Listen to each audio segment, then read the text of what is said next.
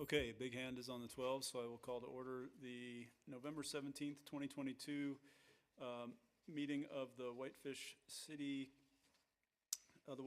Planning Board. Can we get a roll call, please, Kenny? Good evening. Whitney Beckham. Here.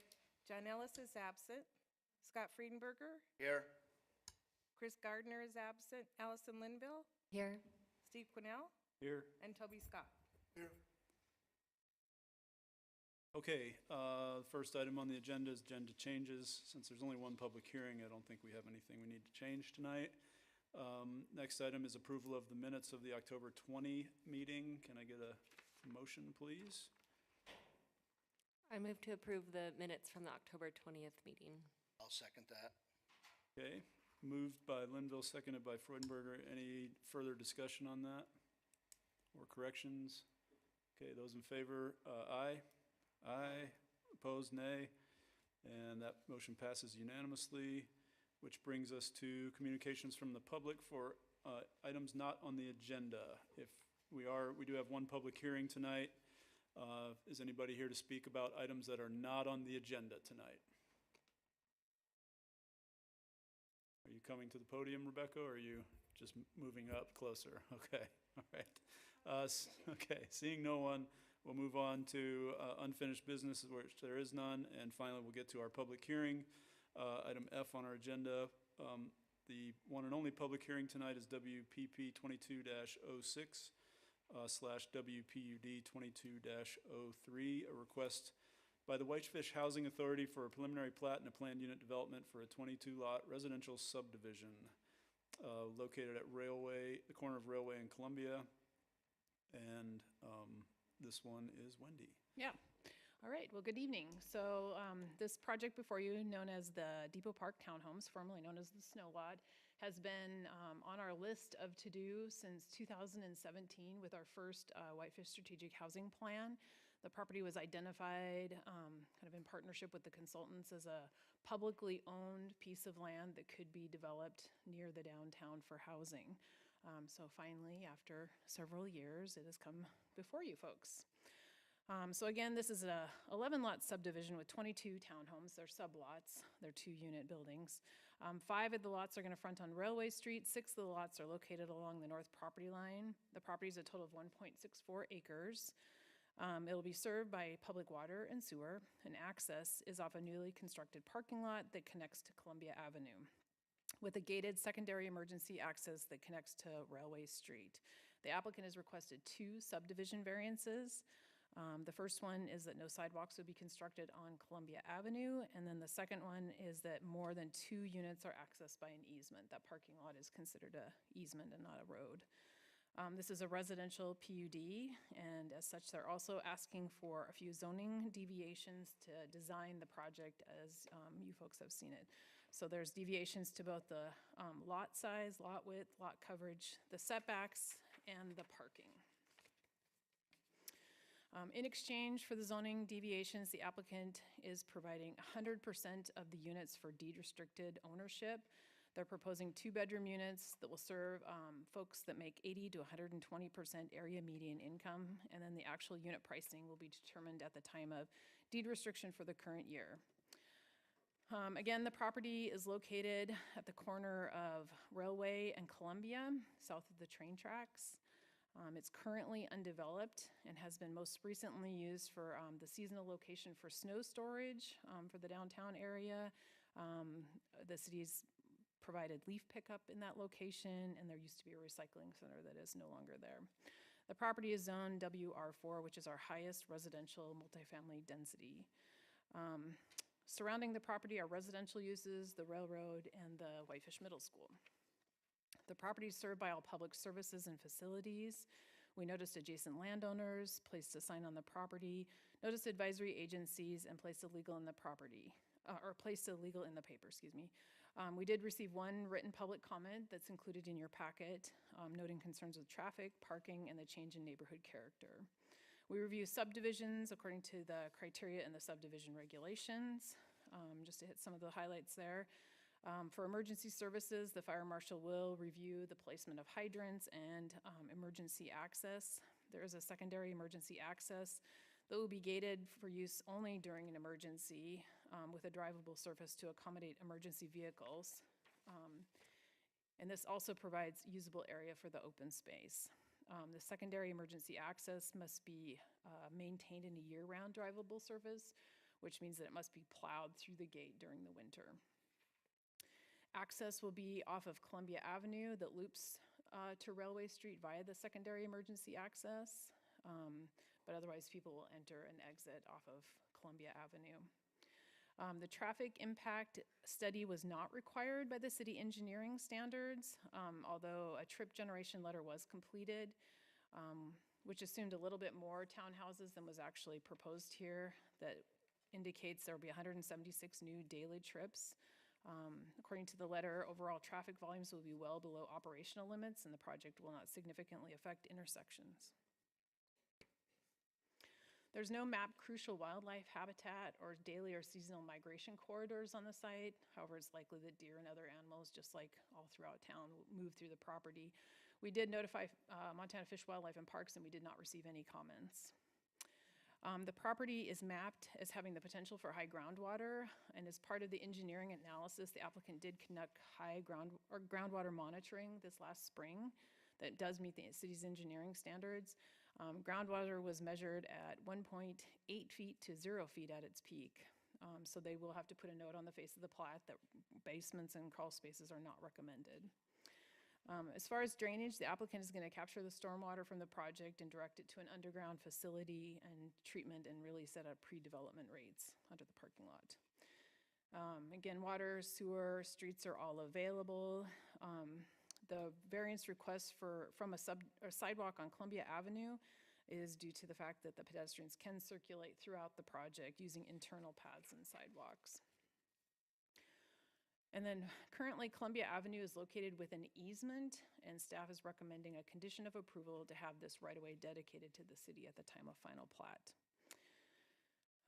Residents will park their vehicles on an internal parking lot designed for two-way traffic. They are requesting a zoning deviation to provide less on-site parking than would be required at 1.4 spaces per unit versus the standard 2. As far as parks and open space, PUDs are required to provide more open space than a typical subdivision, but because this project is providing affordable housing, they can reduce that a little bit to 20%.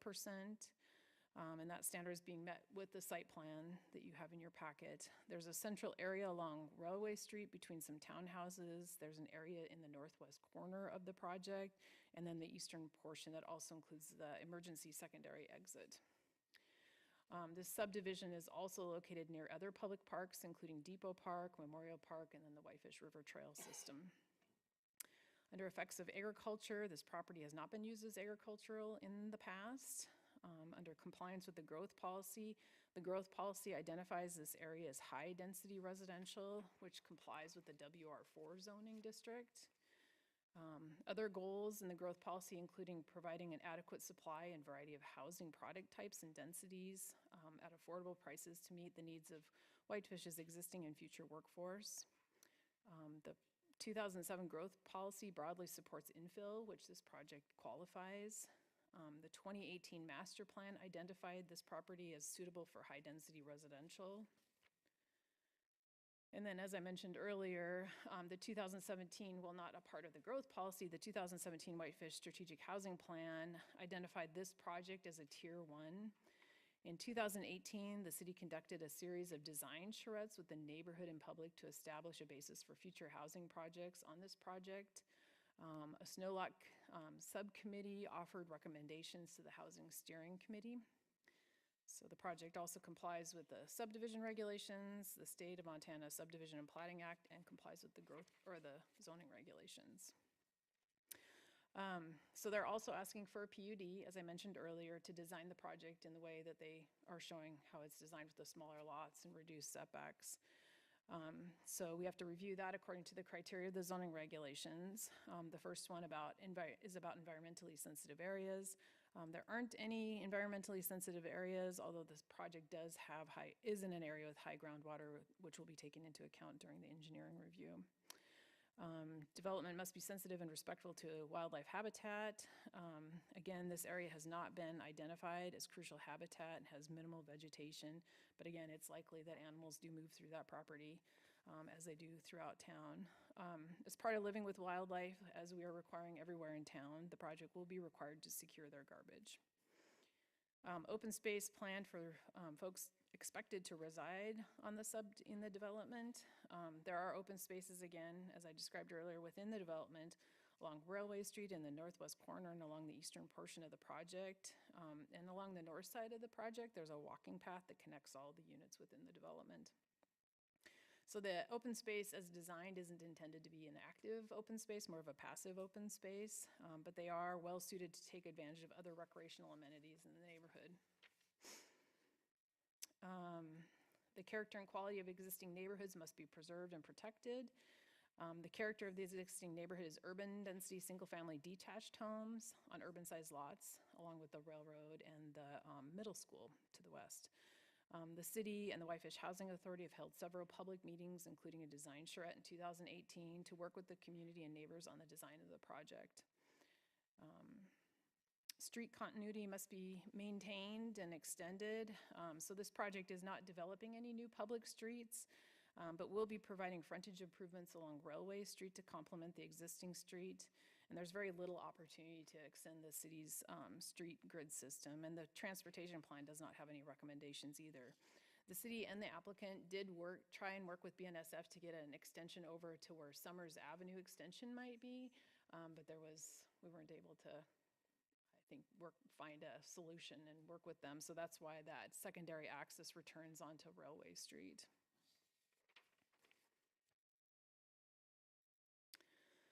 New development must provide attractive, high-quality streetscapes. As I mentioned previously, they are updating the frontage improvements along Railway Street with sidewalk, boulevard, street trees to match the frontage improvements throughout the neighborhood and in the city. They're proposing grass paver system for the emergency access to help mitigate the impact of this driveway along Railway Street. And then Railway Street also includes a small pocket park for the residents that will add to an attractive landscaping along Railway Street.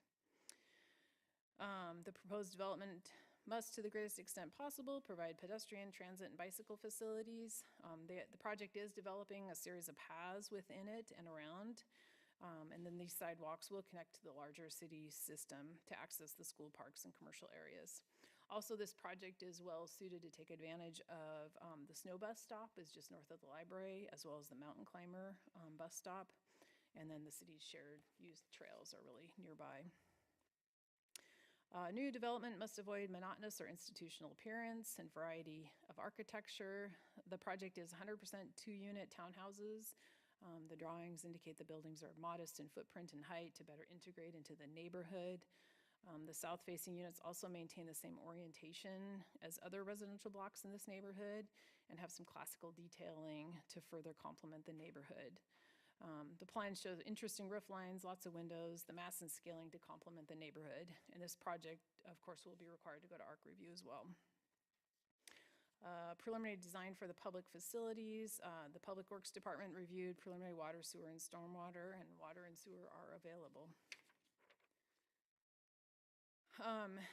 So staff does believe that the 100% affordable housing is clear community benefit. Necessary to deviate from the adopted WR4 zoning standards. And we find that the granting of the 2 subdivision variances will not be detrimental to public health, safety, or general welfare. And so staff is recommending approval subject to 18 conditions of approval. Just to hit some of the highlights there, that the emergency access will be built to fire department standards with a suitable gate to accommodate emergency access, and it'd be maintained year-round, including plowing in the winter. That portion of Columbia Avenue within the easement will be dedicated to the city, and the exact dimensions will be determined at the time of engineering review. The applicant must enter into deed restrictions for the unit at the time of final plat. 100% of the units are intended to be deed restricted. And then this project is valid for 3 years. Can I answer any questions? And I'm happy to pull up any of the images too. Okay. Questions for Wendy? ahead, Scott. Yeah, Wendy, I have 3 questions for you, please. Excuse me. I'd like to start off with the deed restrictions. Are they defined beyond the 80 to 100% of the AMI? Is that what it is? So, what's the definition of deed restriction? Could be anything, right? Well, we have standard deed restrictions for both ownership and rentals, and so it's already been. These are ownership though, right? Right. But Okay. I'm just saying, we have standard deed restrictions that our city attorney has written and vetted with the housing authority on the exact language. Okay. And so it's a legal document that gets recorded on the property. It's already defined. Yep, it's already defined. Fair Yep. enough. Yep. Fair enough. And they get signed at the time of final plat, and they get recorded with the plat at the time of recording. Okay. So then I guess number 2 is, we're kind of about land use. You're talking about massing and, the appeal of the buildings. That gets passed on. That goes on to the architectural review. Right. It's really not up in front of us tonight. Right, but they have some images for you to look at, so you Okay. get a sense of what it's gonna look And like. then my third one is, I don't remember when it was, maybe 15, 20 years ago, there was a diesel plume study done from Burlington Northern that affected at least some of the nearby properties, whether it was this one or not, I don't remember. Has that been considered? I think I'll let the applicant talk about that if they know the answer to that. I think that was addressed. I know that was part of the original, when we were identifying this property as a potential for, Okay. I think there was like a small corner, and I think it could, That I'm not gonna, might be important. That's all I I have. think it's been Those are my questions. Thanks. Okay, thanks, Scott. Any other questions for Wendy? I have a couple questions, and maybe they might be some of them might be for the applicant. I just want you to explain what happened with, because it makes more sense to me and probably anybody looking at this project to just connect to Summers Avenue and have a kind of a road that goes straight through. right. What, So is there an Summers, easement with the, where it ends, the pavement ends, Summers Avenue does not go north of Railway Street at all. okay, So we were hoping that we could work with BNSF and have that drive go over to Summers and, improve Summers just, a short distance, but there was no luck in getting that, they didn't want to do that? yeah. Okay, so they had to do a curved road that Down will to- connect and take out one of the duplexes, basically. Right, yep. Okay, and that egress will be paved, correct? Well, it's gonna be, some sort of material that emergency services can drive on, but it could maybe not be paved. Okay, So it but- could be because it's gonna serve as both open space and an emergency secondary access. Okay, So but it has to be plowed. it has to be plowed. We're hoping it might be, I don't know, some sort of grasscrete or some sort of material that maybe they can grow plants in so it looks attractive and it's usable, but if indeed a fire But it truck has to be needs to get driven on on. it. Okay, that's fine. My other question is, the fence, though, is on the interior part of the fence slash gate is on the interior part of like, next to the parking lot, essentially, right? Yep, and probably off the sidewalk, I would And will there suspect. be another fence on Railway? Because I can see people like pulling in there and parking if there's an open kind of I would street suspect it would be gated in some fashion, at Railway I would as think, well. So yeah. there'd be 2 gates. Right. Okay. And then the lots to the east of there, across east of Summers, Mm-hmm. those are W4, correct?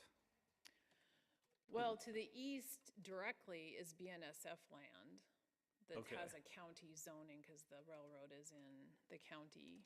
So kind of to the southeast, kind of kitty corner from this is a WR2, But those are on the south side. If Railway continued on, those would be kind of on the south side. on the south side. Yeah, Okay, I think thought I it saw kind a of drawing goes a that. little bit to the north.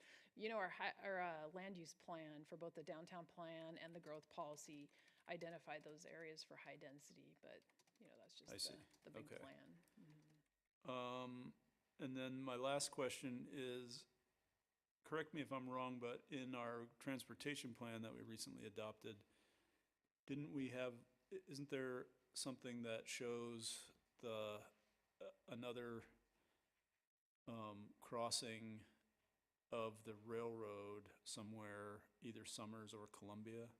I'm not familiar. Because there wasn't any reference to that, but I think that is kind of, this project fits well with that piece of the transportation plan in terms of, I mean, it was in an old transportation plan. I'm not sure if the new one, I didn't notice that in the new plan, but that was a potential area for another viaduct someday, but I'm not sure how feasible that is. okay, well, I think it's in, I would like by the time we get to city council that you can look at and see, make reference to the transportation plan with regard to this project, because I'm pretty sure it was in the last transportation, the one we just adopted, I think that was in there, because we were talking about, that BNSF has approached us about doing better with the crossings, because there's money for that right now from the infrastructure bill. Okay, So- we'll look into that. Okay, thank you. Any other questions for staff? Okay. All right, then we will open the public hearing, and our first person we'll hear from is the development team. So come on up and let us know. We'll see if we can find some tough questions to ask for you. I don't get the tough questions. I'm going to farm that out to the actual development team. Katie Williams, 427 West 2nd Street. I am here on behalf of the Whitefish Housing Authority as a board member. I just want to thank you for your time and your service on the Whitefish Planning Board. I know that sometimes it can be a very thankless job, so thank you very much for your time on this Thursday.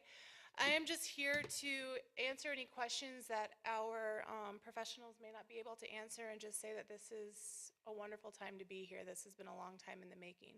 As Wendy said, this has culminated from a lot of discussions at the city level and then with the public participation level, including a design charrette in 2018.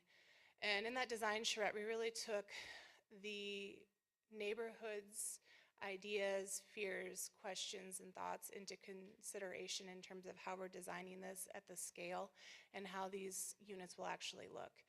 Initially, a lot of people said, well, why aren't you doing an apartment complex? And it was very clear that the neighborhood had no appetite for that in any way, shape, or form. And at the time that we looked at even making the argument, okay, well, what if we went against the neighborhood's wishes? It didn't pencil in terms of what the economies of scale would be to build, and also what those rents would look like. And we wanted to be good neighbors and try and have this project blend in as best we could with the neighborhood and create a plan for this project that allows the view sheds to not be blocked with a giant apartment building. And so that's a big consideration that we took into our planning with this project. I will introduce, Kate is here from Encompass, David is our owner's rep for Montana Construction, and Paul and Sterling are here. They're planners with IMEG, and so they will be here to answer any questions that you may have with the project. I just want to say thank you for your time, and if they can't answer the questions, I can. In terms of your question regarding the diesel plume, and I was trying to find my email, but I think it's on my other email. I believe we had initial soil testing done when the city still actually had the property. And so we identified that it wouldn't be an issue with development. We may just have to put a vapor wrap down, if I'm correct with how it, and I think David might be able to expand on that, because we did receive some grant funding to identify for that source to look at the soil because of its proximity to BNSF. In regards to Summers, we were not able to negotiate with BNSF to allow a right-of-way there. In fact, they actually added a gate while we started that conversation. So if you were walking or biking and noticed all of a sudden a gate went up, that was around the time we started the conversations many years ago. Yeah, so we're here and we thank you for your time. And if you have any other questions, our team will chat with you. Thanks, Katie. Anybody else from your team that wants to speak tonight? Provide any more insight? Okay, anybody from the board have questions for the design team or the engineers, or seems like they're all here tonight? Go ahead, Toby. I didn't look over the plans. Talking to your mic, please. Just get it a little closer. There you go. I didn't look over the entire plans. Are these single story or two-story? Two. proposed apartment building would be more than two? You mentioned we couldn't put an apartment building in there because it was, Katie, if you're going to speak, you're going to have to come up to the mic so people can hear you. Sorry. At the time in place for this economies of scale for what the site allowed in terms, it would have been larger than 2 stories, I believe, for the site plan, an apartment building. And so what we looked at were how we actually did, and maybe Kate can speak to this, as we looked and see how we could have as much open view shed for the neighbors in terms of designing these units with the 2-story, and there will not be a basement with this given the high groundwater. okay, that's all. Katie, do you want to come and speak about the design plan and how we went from apartment building to duplex? Just to give us a little more context. Some of us have been around for a while and we've been through this for several years now, so we remember, but some of us haven't. Hello, my name's Kate Sutherland and I'm with Encompass Design. We were here in 2018 for the charrette. I was here for the charrette, so I do have some memories of what was discussed. One of the biggest concerns of the neighborhood was, as Kate described, the view shed of the mountains, the character of the neighborhood for the height of the buildings, the mass of the buildings. As a result, the multifamily apartment style building was very quickly dismissed as not feasible, but also just not appropriate for this site. And so we went forward with the design. The duplexes are 2-story for half of the building and 1-story for the other half. I think Wendy has an image that she can share with us if the computer will work. We'll see. Anyway, I brought an image with me. I'm happy to share that with you. Trying to keep the scale of the buildings similar and small, similar to the nice bungalows that are across the street on Railroad, and to also preserve that view shed and pathway. The other part that came up a lot during the charrette was the connections and pathways and walkways that people took on their walks throughout the neighborhood. And so all of the walkway along the railroad side of the building, or of the buildings, is a sidewalk for front entrances to the houses, but it also is a public walkway, so anyone can go there. And there's a walkway and green space in the center of the buildings, trying to break up the massing so it wasn't just a whole bunch of houses in a row, breaking that up so that the community can walk through the spaces and through the community also. Trying to keep that all open and make it feel like a neighborhood. Toby, would you like me to? Thanks, Kate. You want to see this? Okay. Any other questions for the design team? Okay, then we will invite the public to come speak. If you're here to speak on this matter, please step up to the microphone, state your name and address for the record, and then tell us what you have to say. Please don't be shy, because I will cut the public meeting off if nobody wants to speak. Okay, hang on just a second. Oh, okay. Katie, do have another question for you. Katie or Kate? Katie. Okay, Katie. Yes. Sorry about that. I was just wondering if before we have the public comment, if you could, I'm not sure your role in everything since 2017, but I'm wondering if you can just give us a brief overview of the community meetings that you had about the project prior to now. Yeah, so initially this was actually a city-initiated conversation with the community. So the city started the conversation, including what was the Strategic Housing Committee, and we did a series of design charrettes and community outreach to get some ideas in terms of what the neighbors in the community would like to see in this space, because we had available land. And as we all know, especially with an affordable housing crisis in the valley and in our municipality, that land is very hard to come by, and it's only getting harder to develop with the increase of construction costs right now. And so We actually hired and Kate was part of this, we hired facilitators to do public meetings and outreach in a series of meetings. And I was not present because I was out sick for those. It was over a 3-month period, correct? A 3-month period that culminated in a final fly-through with an idea of designs, which originally was going to be 24 units. And we have actually downsized this project to 22 units, not only to help with the open space requirements, but also that emergency access, which you see in the southeast corner.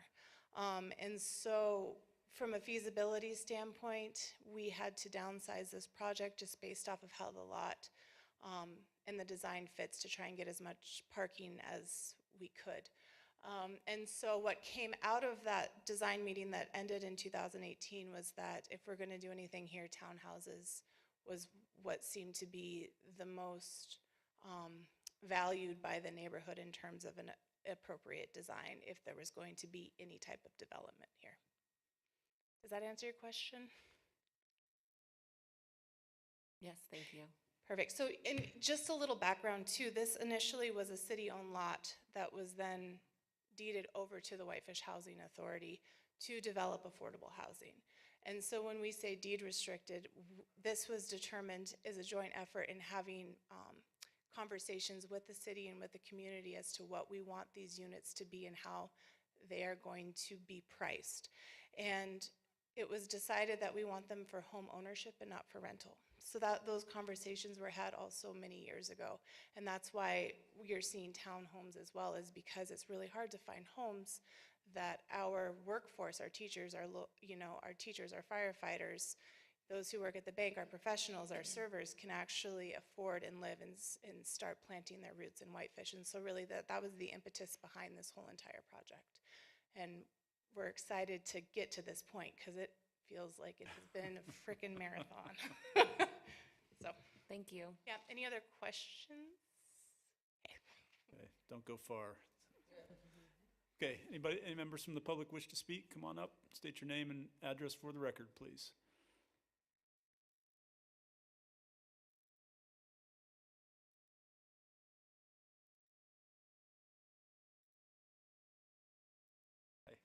I'm Nancy Corellis. I live at 817 Railway, right in the middle there. Wasn't planning on speaking, but I live right there. Nobody else here does. We get to see everything that goes on there. The ducks coming in, the deer. The main thing that I'm concerned with is the traffic. It's horrible. And you don't have that built yet. The school buses line up. They come down Summers, and when the snow's there and people are parked on both sides, and when the snow starts coming in, you got to move one car here. I literally have seen school buses with kids come down my alley because they couldn't get through. So you tell me, and I know I feel sorry for people that live and try to work downtown. I know people. I know there has to be a solution. But that's not going to be 1 or 2 people. It's going to be 3, 4, 5 people. There's a house on my block. There's 6 cars there. Some work night shifts, some day shifts. They're all parked on the street because they're all living in this little tiny 2-bedroom house so they can make it. I understand you need more housing. No, very few people here know. I mean, thank God we got rid of the dump. It wasn't a recycling center, it was a dump. I took pictures of it. The trash guys woke me up, cussing because they couldn't get their trucks backed in because of all the trash. And I literally watched people, even construction people, throwing their trash in their rocking chairs and tires, and it was so stuffed that they couldn't back their trucks up, so the trash people had to get out and clean up the crap. Thank God that's gone. But now we're going to have the traffic. And those streets on Summers and Railway are more narrow. And then you go down by the school and they're wider. So when we're parking all of our cars and they're doing the snow and we're moving cars around, you're going to have more people parking on the street. And I'd like to know where that there's going to be a gateway or something in the middle There's going to be walkways. Unless you live there, you don't really know what that lot's like. And when the railway brings in their little, I don't know, who millionaires bring in their specialty trains, is what I call them, and they back up right behind those in the back, and the generators and the engine runs 24/7. 24/7, you hear that engine and the generator coming on and off. And the railroad doesn't care because on their little blue building there, they don't go along with your light, friendly light, whatever you call it. I saw the brochure because they've got lights that come on and blare. We've had to get the blackout curtains, the shades, and their lights come on so bright. And then when you have one of those trains, when, I don't know, the governor comes in, I don't know who it is, but then they pop up big lights. Those lights are there. You hear the train, you hear all that, you got that traffic, and you got lined up cars back there that they're coming and going. And so now you're going to have all these people over here trying to get down Summers and turn down Railway Street. You can't believe all the people that walk down my street. I used to know them all. They're all brand new now, don't know them. They walk right down the middle of the street. Walking their dogs, all the people riding their bikes. I see the high school kids. I know what time lunch is because you hear them doing donuts in that little vacant lot now, and they run that light, that stop sign, all the time. I'm like, where are the cops now? Because I sit there and watch them. They don't stop there, and there's kids there. There's people on bikes. You do that, some kind of a bike trail thing, or they're running thing. They come around the school. They run through there. Somebody's going to get hit. I mean, when you live there, and I sit on my porch and I watch it all, it's funny how y'all can plan all this good stuff, and it sounds real good, looks real cute, but, you know, the deer and the duck and everybody else, that should be a parking lot. Right now, we deal with the snow removal, which is fine. They wake us up at 2 in the morning, bringing the snow in and clanging and trying to get the snow out of the truck. I can live with that. I live with the trains. That's fine. But this, it's going to be a disaster where I live. I wish you all could come over. In fact, you're invited. You can come spend the night at my house for about a week or so and get the real feel of it. But you got to get it in the winter and the summer, and when people who are camping come and they dump, you literally see them getting out of their RVs and dumping their trash over there because they think it's a dump. It's really ridiculous. But that Summer Street and going down Railway, school buses and then the moms and everybody is lined up starting at 2 o'clock. And now y'all are going to put those people, and it's not just going to be those people. It's going to be 2, 3, 4, 5 in an apartment, because I already know people, what they do downtown and how it's going to be people working downtown. I totally understand they need housing. But I know that multiple people will go in together so they can afford it. So it's going to be more cars parked out there. And I just think you need to consider the people that live right there and they're going to be staring at all this and have to deal with it. And where are we going to move our cars when they're plowing the street, when they've got cars? Because that little parking lot's going to get filled up real fast. And then you got the railway to deal with. I've already tried to talk with them, and they don't answer their door. They don't answer their phone. They don't want to talk about it. So that's, like I said, I was not planning on talking, but when you live there and you see it every day, it's something to consider. Thank you, Nancy. Anyone else wish to speak on this matter? Don't be shy. You can line up.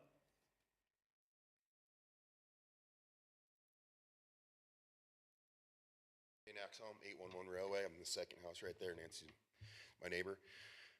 There's nothing about this that fits in with our neighborhood. It's a terrible idea. Not only that, we have spectacular views of the mountains from our homes. That's why we bought it. Before it was the city, I believe it was deeded over to the city so they could continue to use it as a snow lot. Because the railroad was tired of negotiating the contract with them or whatever. But Those were the good old days. I mean, it was just a beautiful field. We can see the mountains, the entire Whitefish range from our homes, out of my living room window, you know? And yeah, I would take the dump back over this. I mean, this is horrible. There's nothing about it. I don't know how this got, you know, how this is high density area. It's all single family homes over there. Like, this is how Whitefish gets destroyed. You know, maximum density housing everywhere you can possibly put it, destroy all the views of the mountains, destroy all the open space, pack a bunch of kooks in there. Nobody in our neighborhood wants this monstrosity to occur. It just does not fit anything about Whitefish. Thanks, Shane. Anyone else wish to speak on this matter? If you're going to speak, please come on up, okay?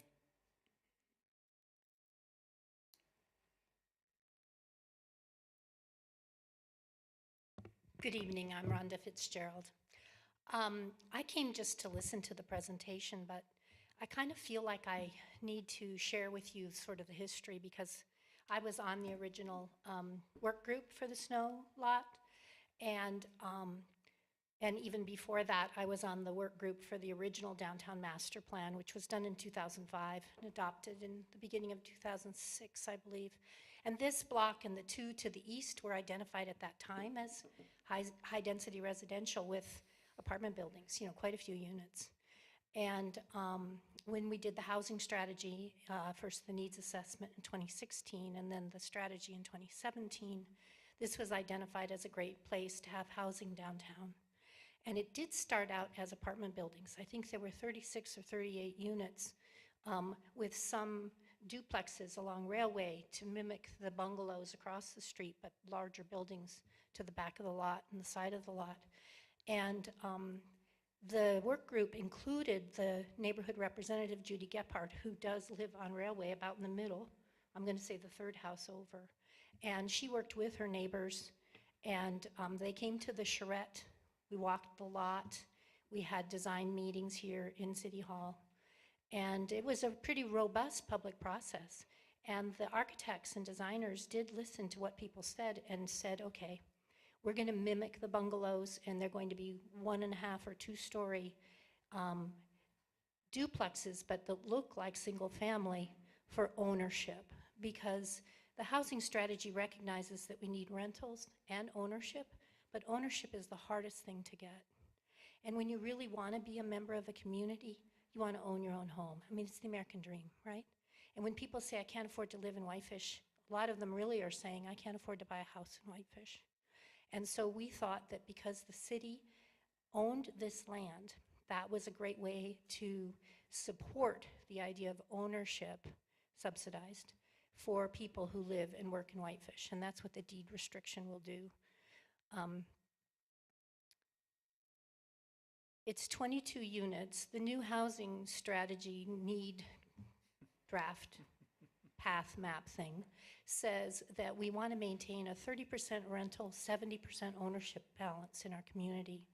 But it's going to be really hard to get 70% ownership from new units. And so this is a really important project. And I hope that, I believe that the neighbors were satisfied. I'm hearing from some neighbors that they were not, but that was certainly not the sentiment. It's just that it's taken a really long time. And so memory, you know, people who weren't there are now here, or they forgot, and I think we need to, during this process, go back and really explain, because they are attractive townhouses. And I think people who get to buy them and live in them will be very proud of them. And I know that the deed restriction limits the ability to like sublet and pack in a whole bunch of extra people. So I don't think that that's a concern. I think this is a great asset for the community that I hope we can actually achieve. It's just taken an unbelievable long time. And the property originally was acquired by the city as part of the deal to get the O'Shaughnessy and the library. This was part of that package that was organized by the public, a public group who went out and negotiated with the railroad and purchased it. And that's how it became into the city's ownership. And at one time they thought about building the wave there, the pool. They thought about other things, but gradually housing was identified as the most pressing need. So I hope that you will act in favor of this and we can actually bring it to fruition so that people can see that it's a great project. Thank you. Thanks, Rhonda. Anyone else wish to speak tonight?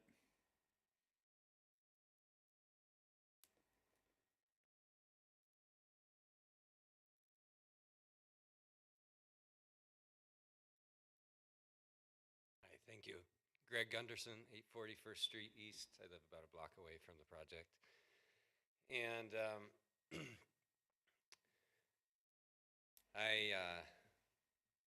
I have concerns about the project, just having lived in the neighborhood and in my home for over 20 years, a block away. It has been open space for the neighborhood. The project is going to dramatically change the character of our neighborhood. I feel for the homeowners across the street who are going to totally lose their view shed. It's 100% on point that those specialty trains that idle all night long, and we listen to them all night long, and we're a block to the south of Railway on First Street. Those northern units they're 50 feet away from where those specialty trains idle all night. It doesn't seem pleasant. I just feel every single neighbor that I know has been opposed to this, but has felt like the ship had sailed and the course was charted. And although maybe we were able to have input on the pitch of the roof or, a covered porch, it really felt like that was about the level of input. So it does feel like we're cramming as many units in there as will possibly fit. I'm curious about snow storage. My home personally, I have one off-street parking place. As I said, I've been there over 20 years, raised my 3 kids.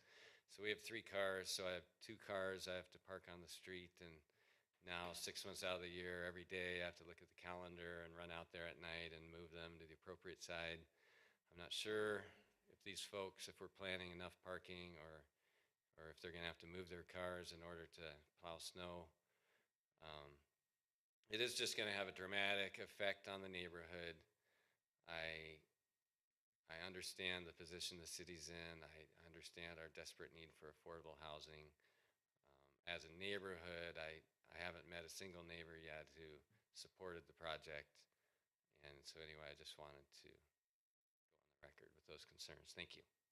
Thanks, Greg. Good to see you. Anyone else wish to speak on the matter?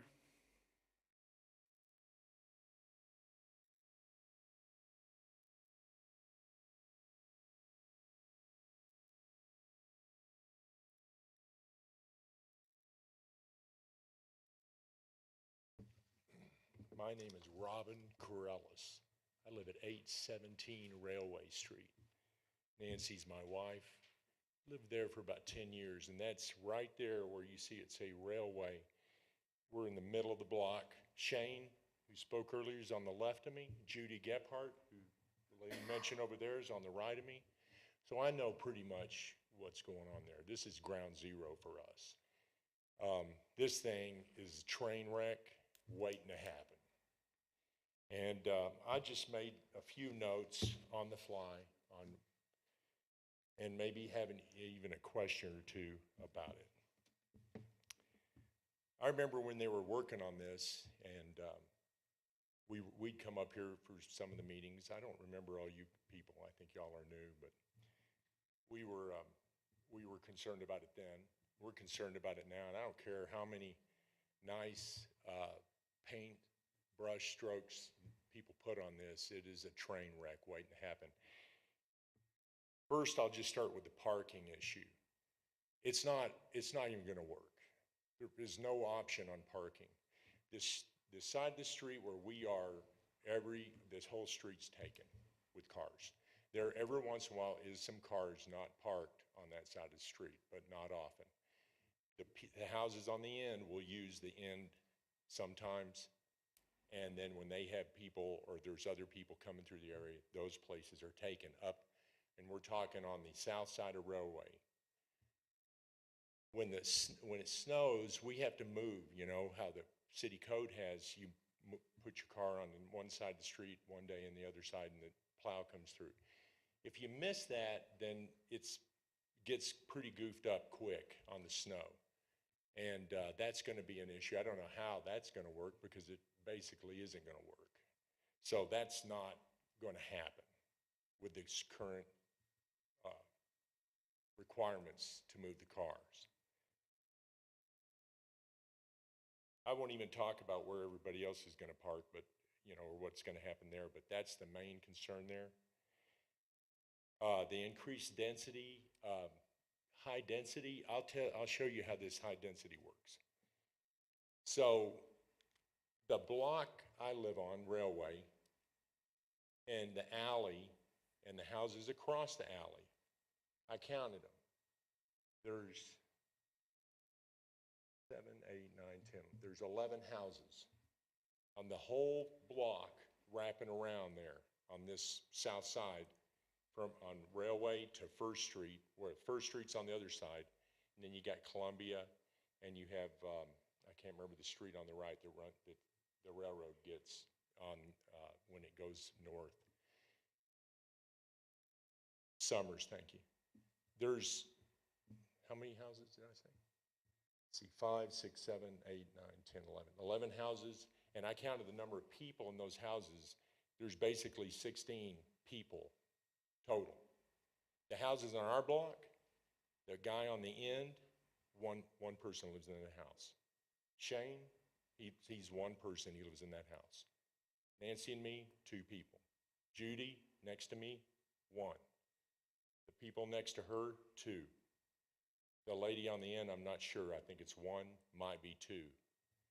And then everybody's got their cars. So I run the numbers, and then across the alley, I got a pretty good idea on how many people in those, but overall it ran up to about 16 people from Railway to First Street across the alley in that whole area.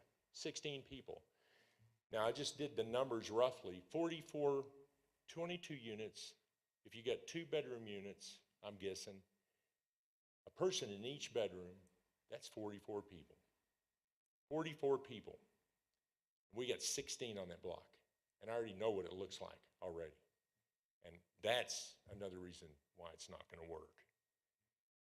The other reason is it's unlivable long term. Those little places, we know that they're not going to live there, 20 years. So you're going to have a higher turnover rate. That means people are going to be coming and going. I don't know how they're going to work it out with how it's going to, if people are going to rent or lease or what, but you're saying they're going to buy them all, right? These houses are all going to be sold, and people are going to move in there with families and stuff? Okay, well, I would like to see that, how it rolls out, but that doesn't sound good to me, and the numbers don't add up. So that, to me, is not going to work. That's another negative. The traffic is, it's a cluster, well, I can't say it. It's going to be a train wreck over there. We literally have the school buses lining up on Railway. They come down Summers, they make a left, they stop at the light, and they go to the school. There's only a couple of ways in and out of the whole area. If you go back on Columbia toward the railroad station, that's one, and it drops you back over there. And then if you go down Columbia south, that's mainly where people come in and out.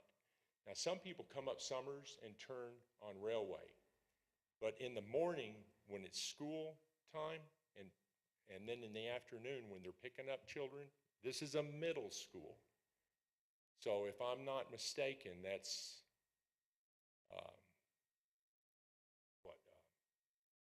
7th, 8th, and 9th? 5th through 8th. 5th through 8th. Okay, so I'm a little off on my age there, or the grade there. But the point is, these people aren't driving, and I see a lot of kids walking. There's crosswalks. A lot of that stuff's not marked anyway. Parents come, they pull up, they park on the side of the street, the school buses are coming, they're parked all over the place, and then not counting the parents that drive in front of the school and make that turn, that natural L back to 2nd Street in front of the school where they have a natural drop-off point. So this area in here is just full of traffic in the morning and in the afternoon when school lets out. And that's not counting the rest of the day. So the main issue on this whole thing, which I haven't heard anybody say, is the safety issue. I have almost ran over a person in the crosswalk myself. And I'll give you the details on it. There was a lady on a bike. She went across. And I'm watching her. And then I start to go. And then I saw her look back. And I look over here. And there's a little girl on a bike, the push bike, okay, where you use your feet. I never would have saw her if I didn't see the lady look back.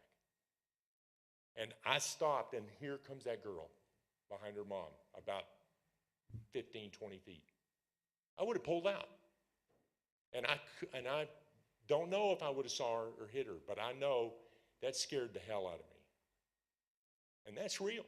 And that's just one deal. But so I'm going to tell you this. The amount of children over there in this school, middle school, whatever it's called, the danger and the safety hazard is paramount to everything else. Now, I don't want to say people's going to have blood on their hands, but I'm going to tell you right now, if this happens, there will be an accident. There will be probably more than one accident. And hopefully there's not fatal, but time is not on the side of that, not being fatal. I hate to be so negative, but I just got to point this out. This is not, if my kids were going to that school and stuff, I mean, and I didn't live there, and I knew about this, I'd be up here. I just don't think enough people know about it. So that's my main concerns, but the danger and the safety factor is paramount. I don't know how many people are going to be allowed to pack in there and how that's going to work out. I know that high density sounds good to urban city planners and academics, but it comes with the cost of the negative impact to those of us that live in the area as well as those who travel through it. And above all, it's a big danger to the children who attend the school there that's basically right across the street. And we really, you guys, I guess you're the bottom line on this. But as far as me, my time isn't over on pushing against this. I don't care. I will work hard, and I haven't even started to go to work. But if we need to, we'll work on making sure this doesn't happen. I hope it doesn't. And so I'm sincerely asking you to seriously consider it. Thank you. Thanks, Robin. Anybody else wish to speak on this matter?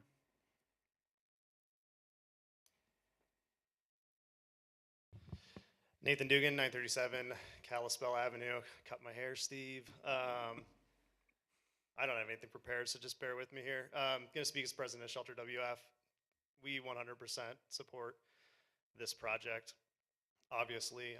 Want to say a few things. Actually, I wish that it was more dense than it is. We don't have very much land, and we don't have very much land this close to town.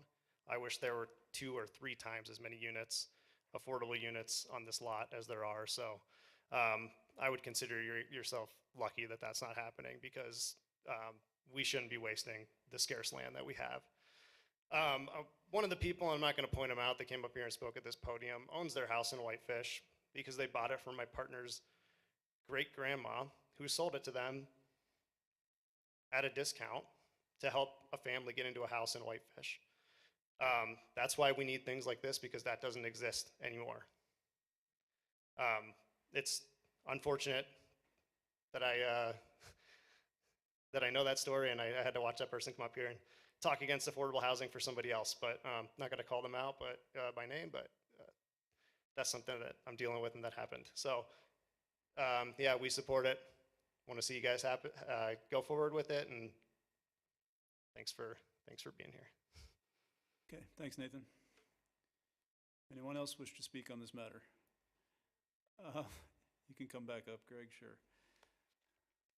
Small group tonight.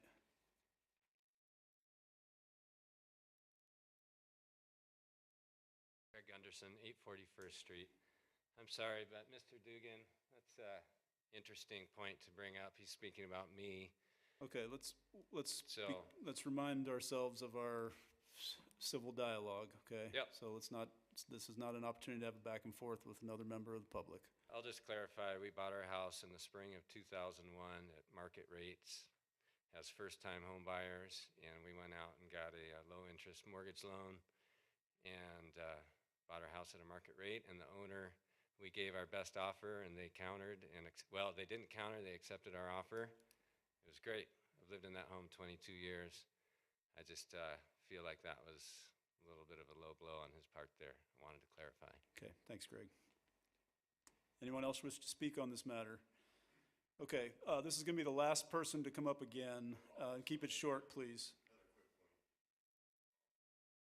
In terms of the parking, every Tuesday of the summer when the farmers market's going on, that entire road, Columbia and Olive Railway, and that field is full of cars, overflow parking. Every event, like Art in the Park, all that stuff, they now use that field. And furthermore, that is within a strip that runs on the entirety of the railroad on both sides. There's not one house built anywhere in that zone on either side of the railroad. It's for safety's sake.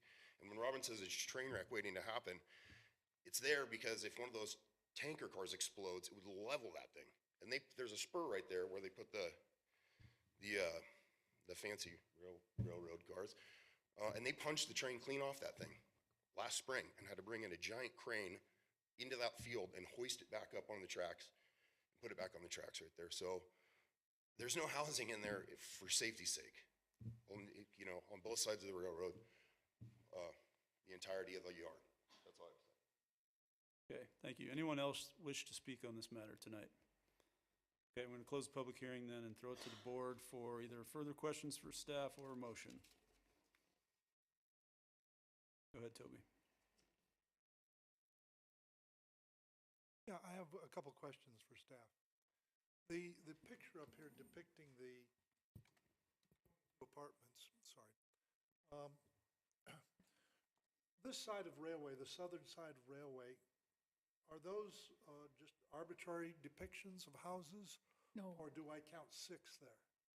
On the north side, there's 6. The No, south on the south side. there's 5. 5. And they're 2-unit front-back townhouses. They're not apartments. They are for ownership. This is the houses that are existing. Oh, the existing. Yeah, I thought you meant the project keep referring to the itself. south side of the street. South side of railway. Yeah, the south Okay. side of railway is, by my count, there's 6 houses 5, along there. 6. Yeah, I would think Is that 6 correct? houses. 6. Okay. And on the other side, this proposal is going to be 5 adjacent to the street. Okay. That was one question. I just wanted to clarify that there's actually more houses on the south side of the street than there will be on the north side. Well, but the Physical north buildings, side, they're although they will be 2-unit. duplexes. I was just explaining that, to verify that I know what I'm Okay, referring Toby, to. if we're gonna have a discussion, let's wait till we have a motion, okay? If you have a clarifying Well, question, then let's ask those, but Yeah, and don't make the point of you're counting at this point, please. did the city or anyone do any visual perspectives from railway or the south side of the street as to the approximate heights of the buildings? Do we have those? Do we have Yeah. do we have the And- fly-through somewhere? And that, We don't have that. I think we're going to have, was it going to be for council maybe? I don't remember, but we do have some drawings. Okay, and So there's one view. so in other words, what I'm getting at and what I'm wondering is, will the heights of the buildings that are there, these townhouses that are 2 stories high, obscure the entire mountain range? this is not a time for question, for the general public to comment, Toby is asking a question of our staff, please. We have to keep this meeting in order.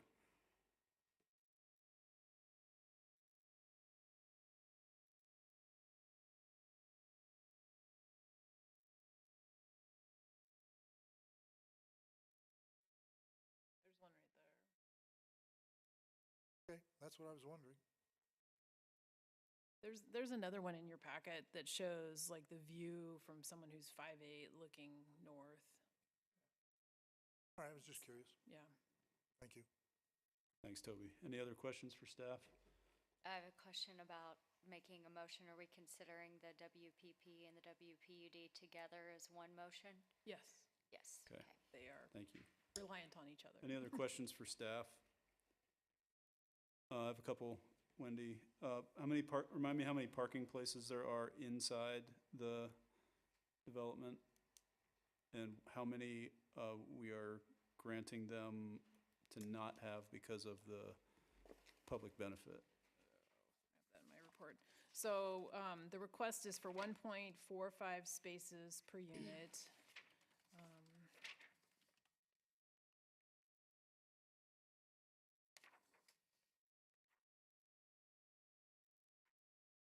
And they would ordinarily need, They'd ordinarily have to have 2 spaces per unit, which would be 44 spaces, and they're, I'll just do some quick math. I thought I had this in my report.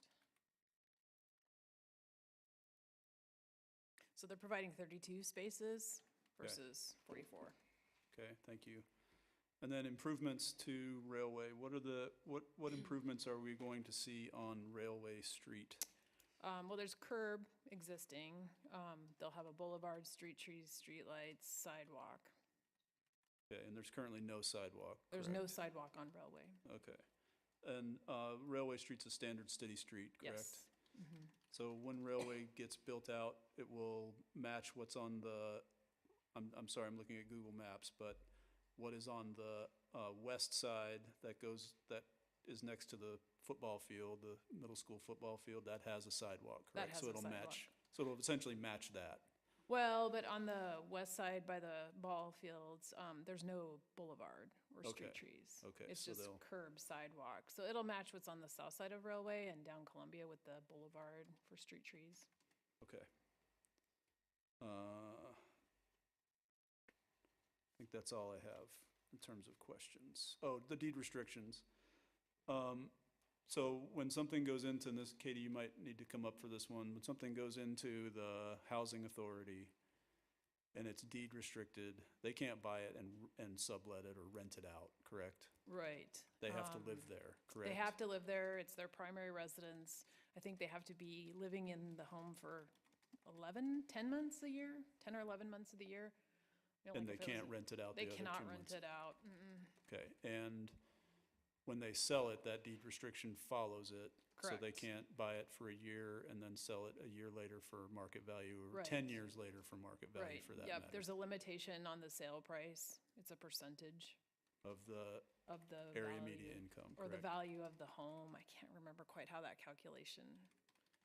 This is not my expertise. So depending on how the final deed restriction that's recorded with plat, you can take it similarly to what you would see with Trailview, where you have a max percentage appreciation value annually on the sales price, which generally adjusts to keep with AMI, so that you're sticking within that AMI range. So you're recording the deed restriction at final plat with that property, so every time that it's resold to someone, they have to qualify using the same area median income qualifiers, along with the deed restrictions will also be part of that qualification process. So would it stay in the housing authority's purview to forever?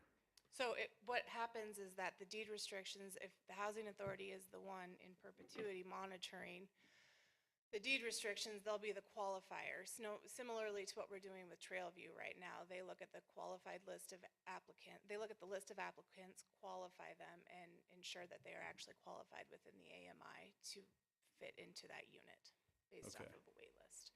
And then that deed restriction is recorded upon final plat, and also recorded upon the sale of that unit. So then when you do a title search, that deed restriction will come up if someone wants to resell. Okay. And that triggers knowing that you have to be a qualified applicant for that unit. Okay, thank you, Katie. All right, any other questions for staff? Scott? That's in perpetuity, correct? Whoever is in charge of monitoring the deed It's in restriction. perpetuity. There's a really good example actually on the city website if you guys are interested. And it lists the deed restriction, which is through the Legacy Lands program, and it clearly lists all of the legalities of how the deed restriction works so that it can be used by actually lending institutions and not seen as arbitrary. Okay, thank you, Katie. Any other questions for staff? Okay, I'd like to have a motion, please. I move to approve WPP 22-06 and WPUD 22-03. I'll second it. Okay, moved by Linville, seconded by Scott. Further discussion? It's your motion. Would you like to speak to it? Yeah, I'd just like to acknowledge that I think, obviously really value all of the input from the public, and of course that's going back several years at this point, and something that we've all been a part of. And I think that we're all grappling with the pace of infill in our community, looking big picture at the different housing developments that, are approved based on their zoning, and knowing that these are 100% affordable to really, really address the need that we see consistently and what we really consistently hear from the public is the most outstanding issue to me. Okay. Toby, would you like to speak to this motion? Anyone else? Go ahead, Courtney. Whitney, sorry. It's been a while. It's okay. Hi. I think that this has been a very long time. We've had so many changes throughout the 4 or 5 years that I've been on this board, back and forth with, will we ever finally get substantial affordable housing? And all of the problems that have been raised at this meeting are problems that Whitefish as a whole is suffering. And one of the problems that additionally Whitefish has is not having enough housing, and definitely not enough affordable housing. So in completing and actually bringing this project to fruition, we're not making any of those problems worse for the community as a whole, but we are actually taking a step to make one of those problems better. And no matter where any affordable housing goes, we've heard again and again, not in my backyard. And we've also heard a lot about how this is not a desirable place to live. The only positive that's been talked about from people who oppose this project here is the view. And I would just want to say that the problem with having a view when you don't own the open space is it's always subject to change. And I think that's hard to grasp with when you don't own the land that you're looking at, but that can change any moment. Could have been very tall, large apartment buildings, and a lot of people have worked for years to get it to this reflection of the neighborhood. So I'm happy with this project. Thanks, Whitney. I'm going to ask a quick question of staff. Would we need to put a condition of approval to make sure that we get a gate on the emergency egress that comes out, a gate on Railway Street? You could amend condition number 11 that talks about the emergency access built to fire department standards, along with a suitable gate on both ends Okay. to accommodate emergency access that's maintained year-round, including plowing in the winter. Okay, I'd like to make a friendly amendment to the motion to add that language.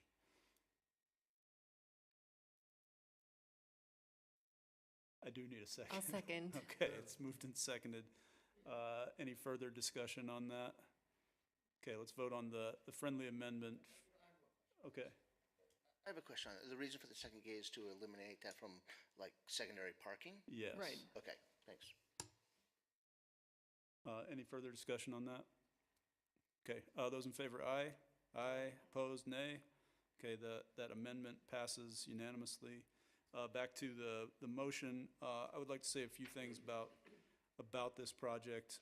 One is that it has been a long time coming to get this thing off the ground. In fact, it has kind of tested my belief in whether the city can actually build affordable housing for its residents, because it's been so long. We started talking about this before the pandemic, 2018, I believe, looking at where is the land we own as a city that we could possibly put housing, and then stepping back to where is the best place that the city owns land to put housing. And the best place we can put housing for our residents is close to downtown where people can walk. And kids can walk to school and people can walk to work. Now, not everybody is that would live in this place would work in downtown Whitefish. But the housing that we can provide, and it's part of this idea that we want pedestrians moving about our city, and we want housing close to town, is embedded in pretty much every plan that we have, from our climate action plan to our transportation plan to our growth plan. And all of those things are extremely important, and they have been vetted and they have been adopted and approved by our city residents. This is a unique opportunity for our city to take a piece of land that we own and build affordable housing downtown. Are there costs to that? Yes, there are costs to that, and I am not unsympathetic to the fact that people are going to lose their view of the mountains, that it's going to add more people to our town, which is going to add more traffic to our town. And the question that has to come up is, if the city can't do it on its own property downtown, where are we ever going to build affordable housing in our town? Are we going to continue to take all of our land out by the sewage treatment plant and try to make affordable housing out there? Are we going to try to set up a system where we annex in new county property to build affordable housing? That does not fit with any of the plans I just mentioned, including our climate action plan, our transportation plan, or our growth policy. Those are things that we have to consider in this. And I get it. Traffic is bad. Parking is terrible in town. If we only look at those things, we will never build another house in town, or never have another opportunity to build an affordable project ever, for one. And the only thing we will do is we will build more housing that is second and third homes for people, because those are the open places, and that's what people will build on those places. We've had to approve things without getting any affordable housing down south of town, south of the Strip, down behind the Dalen Dental Building. And we don't get any affordable housing there because we can't, because the state cut our knees out from under us by eliminating our ability to require affordable housing. So we don't get anything down there. So the city has a unique opportunity here to build affordable housing in our downtown, and by all means, we should do it. This plan is way different from the most dense that we started with to what we have now, to where we have things that they don't mimic what's in the neighborhood. They never will. Nobody's ever going to build railway houses again in Whitefish. I can guarantee you that. But this is pretty darn close. And I applaud the developers. I applaud everybody who has been sticking with this for years to make this come to this point where we can just get it through the planning board and get it to city council. So I will be voting in favor of the motion. Any other comments? Okay, those in favor, aye. Aye. Opposed, nay. Okay, the motion passes unanimously. So this will appear, Wendy, is this going to be on December 5th? December 5th. So this will appear on the December 5th City Council. So you will have another chance to address the City Council for, and their word will be the final word on this project. Okay, so if you'd like to come back and address City Council on this matter, you're more than welcome to do so. Thank you all for coming tonight. The next item on our agenda is what? Good and welfare matters from the board. Any matters from the board for the staff? Did we get any applicants for that last open position? Do you know? On the planning board? I do believe there's at least one, yeah. Okay, I think so. okay. So we still have one opening because John Ellis is not re-upping, so. Yep. In case anybody didn't know that. Yeah, I think there's gonna be one interview set up in Okay. December. In December, okay, thank you. Any other matters from the board? Okay, staff, any matters? Yeah, so we're not going to have a December meeting. Merry Christmas. Oh, thank you. Yeah. We got a couple of applications, but they were incomplete, so they're being pushed back until we can get the complete applications. Okay, The other item I thought you might find interesting is the updated strategic housing plan. We're calling it the Whitefish Community Housing Roadmap. Is going to be at the City Council meeting on Monday night for adoption. So that is online, and it just identifies new strategies, additional partnerships, and kind of just a bit of a new approach to incorporate more folks into generating housing. okay. And we also have an Great. updated housing needs assessment that was done in August, so I can forward all that How stuff bad to is you. it? Oh, it's bad. Yeah. Okay. I think it's 1,300 units are needed, maybe by 2030, and 75% of those need to be affordable for local folks. Okay, all right. And that's just to maintain the status quo? Right. Or- Yep, Okay. and that includes, people, jobs, businesses that are expanding and need new employees, people that are retiring that need to be backfilled, and just of the businesses they've interviewed who would like to live in Whitefish if they could afford to. Good, okay, thank you. I know. I actually bought a ticket. When do we start the growth policy work sessions? So we're gonna have a work session in January with the city council, and then probably, it sounds like we're gonna have a lot on the agenda on the January planning board meeting, but we'll probably at least give you an update.